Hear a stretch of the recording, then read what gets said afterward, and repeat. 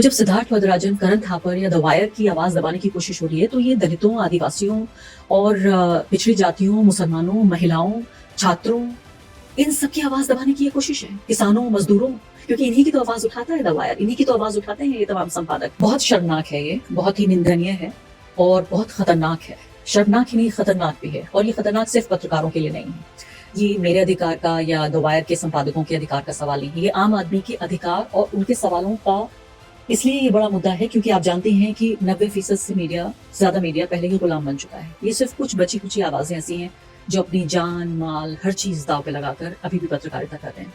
जब पत्रकारों का गला दबाने की कोशिश होती है तो ये आम आदमी के सवालों को दबाने की कोशिश होती है। तो ये हमला सीधे तौर पे, जब सच्चे और ईमानदार पत्रकार पे हमला होता है, तो ये सीधे तौर पे आम आदमी पे हमला होता है। आपके पास ये माइक है, आप कैमरा से मुझे यहाँ पर आप रिकॉर्डिंग कर रही हैं, ये ताकत कहाँ से आती है आपके पास? क्योंकि आपको आम लोग देखते हैं, आप में विश्वास करते हैं।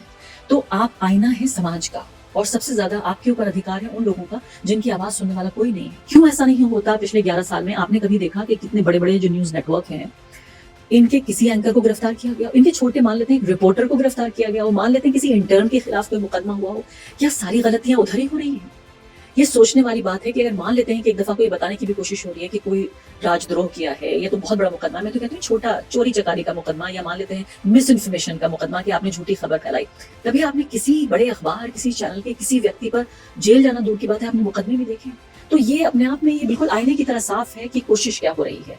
और फिर वही मुझे याद आता है कि 50 साल इमरजेंसी की बरसी बन रही है, और मुझे लगता है कि वो तो 2 साल में किसी तरह से देश जी लिया था, यहाँ 11 साल हो चुके हैं और इस इमरजेंसी का जो दौर है ये खत्म नहीं हो रहा है।